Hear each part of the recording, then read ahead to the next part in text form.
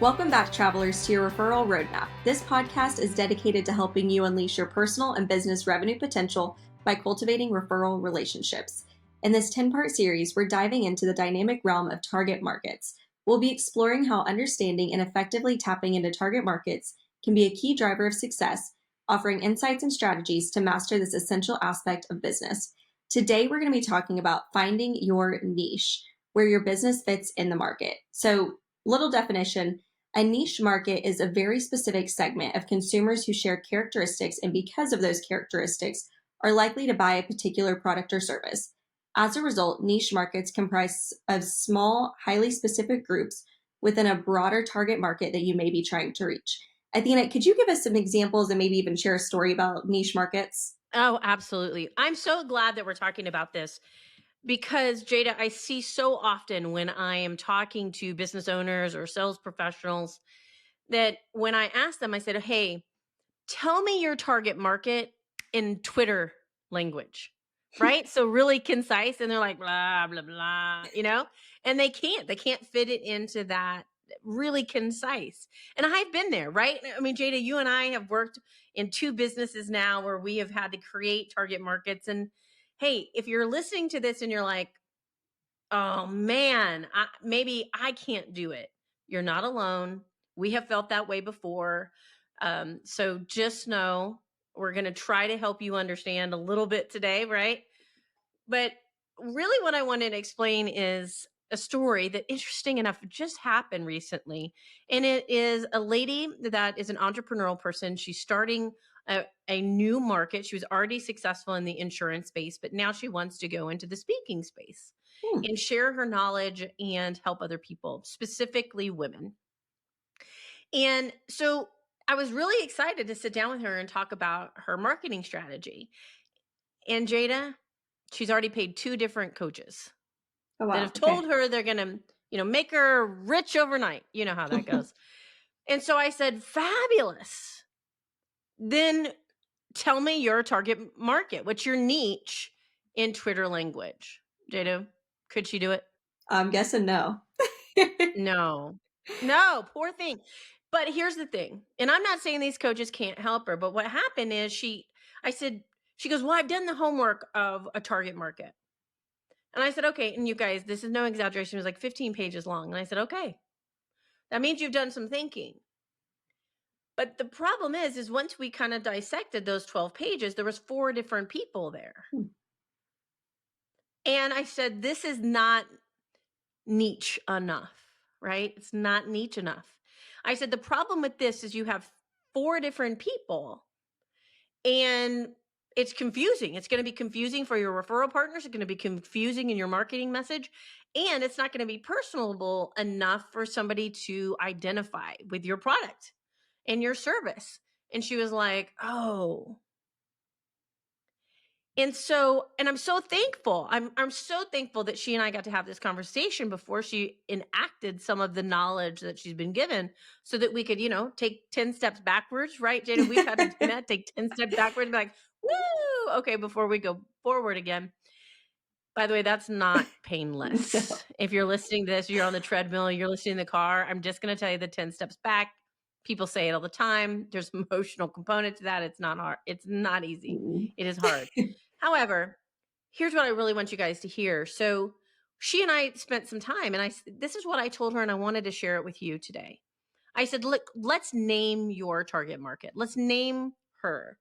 So we gave her a name, entrepreneurial, somebody. And so we talked and I said, we need to talk to her, niche it down to one person. And what does she want? What does she need? What are your services going to do for her, etc.? And then when we started looking at those big pieces of paper that she said, I said, okay, what is your product going to do for her? We started reading it off. And this is a common mistake that I want you guys to hear. What happened is this beautiful woman that I'm sitting across, Jada, she was creating an avatar that she needed, not her avatar needed. Right? Yeah. She was projecting. She's like, this is what I need. But it wasn't going to be what her avatar needed, her niche needed. So this is why it's really important. Now, this person is going to be successful and she just needed a little tweak, right? But this is what I'm talking about. We have to know down to the micro, who are we talking about? And Jada is going to share, obviously, a little bit later, some stats and statistics to back it up. So it's not just my theology, right? However, I got to tell you, I want you to ask yourself, are you saying things like, well, I'm going to help, and is it broad? Or I'm going to help everybody who needs this, because it's not niche enough. So I thought I wanted to follow that up, you guys, with some examples, because I don't know about you, but I like examples. It helps my brain get in the creative space. How about you, Jay? You like some I examples? love examples. Give it to him. I do too. And I need it. I need it. Maybe all of you all listening are way smarter than me, but I need some examples. So here's some examples that I wanted to share with you. And this is examples of niche marketing. This is a company called Davies. And by the way, I'm not unsupporting any of these. They're just good examples. One, Davies. It's a niche market. It's a vegan baking company that actually delivers cookies and baked goods to your home. Now, I recently found out I have some food allergies. So I got to tell you, when I found this one, I was like, yeah, I'm really excited about Now this. you're their target market. I'm like now part of this target market. Not that I'm total vegan, but on the verge, right? So I got really excited. But you see the difference there. It's not just a cookie company. It's a vegan to your door cookie company. Mm. And they're already having great success. So think about that. Okay, so here's some law firm niche markets, some examples, okay? Single Dads of Northern California. That's a law firm that wants to just specialize in single dads in Northern California. Now, here's the thing, Jada. A lot of people are like, yeah, but then I'm eliminating so many people. Well, my mentor, Darren Hardy, would tell you the further you niche down and go deep into a well, the more profit you get. So wide is not profitable. Narrow, deep is profitable. Mhm. So I like that one. Here's another one. Car accident victims of Phoenix. Very specific, right? Coal miners, right? Jada, help me. How do I say methyl? Oh, I'm not going to pronounce that right either. Mesothelioma? We'll go with that. Yes, if you're a doctor listening to that, pardon the enunciation there, but very specific. Here's some personal trainer ones too. New and expecting mothers in the suburbs. Not in the city. If you're in the city, you're not our people. Now, that's fine, right? I mean, very specific. Yeah. Police and military program candidates. So these are personal training niches. Triathletes attempting to qualify for an Ironman. Again, very specific. I mean, I've got to wrap up some examples, but we all know, if you're in America, that there's been some big names that have not gotten their target market right, and it really damaged their profits. Mm-hmm. So I'm going to tell you, it's important that we understand our niche. And it's okay if we can walk past being afraid of it. So that's some stories. Those are some examples. Jada, give us some facts and figures for those of us who are listening that are like you. They're like, that's nice, but I got to know the science. That's nice. Absolutely. Before I do jump into the science, I wanted to share something that I think you shared in your target market class that I attended once, that I just think it's a really good visual for me and maybe for our listeners that are like visual people like myself. You had talked about the difference between throwing a net in Lake Arcadia, we'll use that because we're in Oklahoma, throwing a giant net in Lake Arcadia and just hoping to catch the fish that you want, versus fishing with the exact bait that is going to catch trout or catfish or whatever fish you're trying to catch. That's the difference between niching down and not. And Athena touched on this earlier with the single dads in Northern California. You may think that is so niche that you're not going to get enough traffic, but you're going to get a lot more people that actually matter and that you can actually help. So anyways, I just wanted to share that before I jumped into the facts, because that is a great one. Yeah. I mean, because Lord knows I would have to need the school of fish.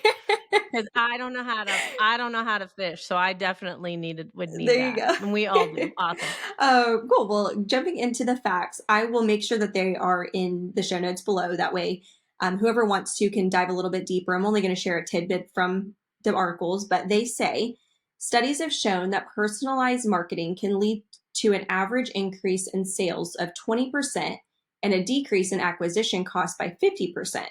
With niche marketing, you have the opportunity to create highly effective and efficient marketing campaigns that deliver a strong return on investment. I would say that's backed up by those facts. 72% of successful bloggers attribute their success to focusing on a specific niche. Mhm. Wow, that's a high number. That is a high number. The next ones are, I mean, they're all pretty high. It's wild. But Okay. approximately 60% of users return to niche websites within a month because they found value in that specialized content. Mm, Niche websites have a 45% higher conversion rate on affiliate products tailored to their specific audience. okay. That's the lowest of the statistics. So if that tells you how high all these numbers are. Wow. 75% of specialized websites secure positions in the top 10 Google search results for their primary keywords. And 65% of users trust niche websites more because of their specialized knowledge in a particular field. And that last one really kind of sticks with me because I think if I'm searching for something like a medical thing, Yep. if I'm searching Google, I'm going to trust someone that's very niche in the medical issue that I'm Mm, researching yeah. than if it's just someone that's very broad saying, I experienced this one time, but I also build houses. You know what I mean? That's Yeah, like, I don't know, but yeah, I'm with you, right? I if I'm gonna doctor, I want the I want, doctor that is a specialist yes. in that. I love that. And that's right, that would be in coaching Yeah. or in every field. Go to the one that is giving you solving your So, pain, yeah. solving your question. I love Yeah. that. I love that. That's why I've always said, and I know you have heard me say this, is anyone in any field that tells you they can do everything for you, run, Run. right? Run. Awesome. Well, that was all the facts that I have for this time. So, Athena, can you tell us where the rubber meets the road on this and give us some real truth, real facts? Yeah. Okay. So here's the thing. We've started out with some stories and examples, and Jada very lovely gave us those stats. Those are powerful statistics too. So thank you for that. And Yeah. I know in the show notes, those resources have even additional. But now I want to talk to you about where the rubber meets the road. Like, how do we actually do something with this? So this would be one of those moments that if you're doing something else, save this podcast so that you can go take notes. Right? Please do. So you'll want to take some notes here, and I think, um, and I'm hopeful. I'm hopeful that you'll find some value. First, what we want to do is identify your unique selling point that comes from experience, passion, and interest. What is it that you bring to the table? Right. So, one of the things you just said, home buying or home building. If you just say, I'm a home builder, then that is not niche enough. If you say, I'm a home builder that only builds on land in these counties, much more specific. Or I'm a home builder that builds only $1 million+ homes, or I'm a home, right? So, but what is it that is your unique selling? That's what I can't express that enough, you guys. So, and I don't mean to laden this episode with so many examples, but I've had the privilege to speak in front of thousands now of agents. And one of my things I always say is they're like, I'll sell a house to anyone. I'm like, no, what is unique about you? What's unique? I know in Oklahoma we have 7,000 agents. So, what is it about you that's going to make somebody interested in you? And no matter what your field of interest is and expertise, what is unique about you? So, very important. And then, two, you have to solve a problem and pain of someone else. So, this is one of the other things. You can't say, well, I'm passionate about this, so I just want everybody else to need it. It doesn't work that way. You've also got to say, this is my experience, this is my passion, and there's a group of collective humans and or businesses that need that. And what is it? What is the problem, pain, or desire you're solving? And hopefully that you're going to solve better than anyone else. 3, understand your competition. You need to understand them, not to compare, not to be intimidated by, but because you want to look different and stand out different, right? You don't want to look like additional noise in the space you're in. So I want you to look at your competition and ask yourself, am I going to look different than them? And your different should be based on your niche, right? Your niche should identify with what makes you different. So do that. 4, focus on personalization and the individual. Even when you think of a business, okay? If you guys are doing any type of really going deep into business development, personal development, in 2024 and beyond, we've got to embrace technology, but now is the time of relationship more than ever. And personalization is critical.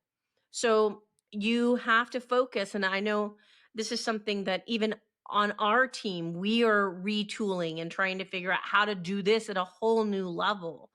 But we've got to speaking to the human.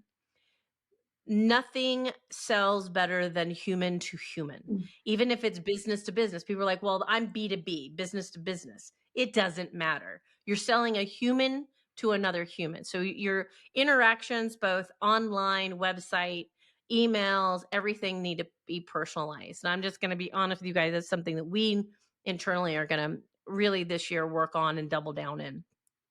Number 5, get feedback. You have to get feedback to grow. Good feedback, bad feedback, all feedback.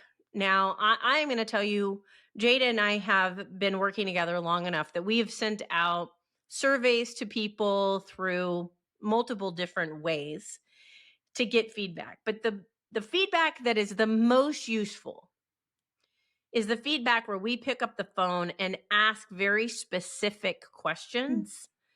And those questions aren't questions so that we get the good feedback. The questions are so we get the tough feedback. Okay? Get the feedback. Yes, find out what you're doing great so you can continue to do that so that you understand your niche even better. But find out what you're not doing well so that you can make sure that you adapt to your niche, right? I can't emphasize that enough, because you don't want to start projecting, thinking what's important to you is important to your niche. You need to find out what really is important to them. So get that feedback. Number 6, don't get married to your original niche. Okay. Don't do that.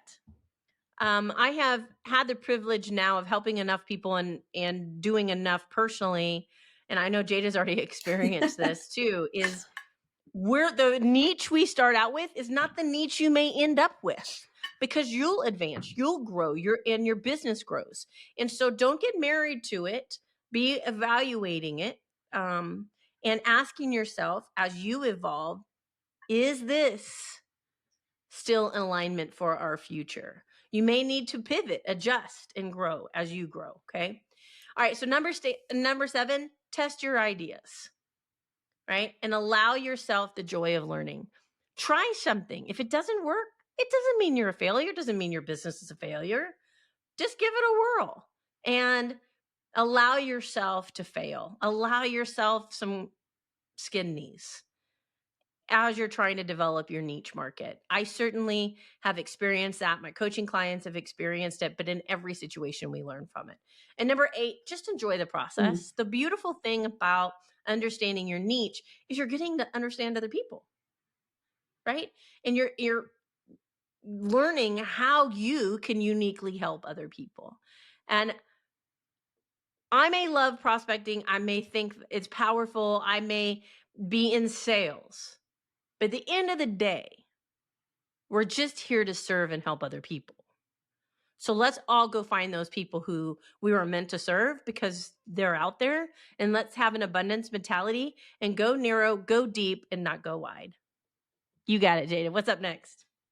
All right, what's up next is how do we stay connected throughout the week, throughout between the seasons? And we want to invite our listeners to join the Success Revolution. That is our weekly blog that's fueled by relationships, referral, and revenue.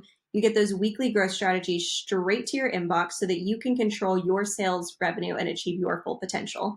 The link to subscribe will be in the show notes below. And don't forget to like and subscribe to this podcast and join us next week as Athena brings real talk and real strategies on building trust with your target market.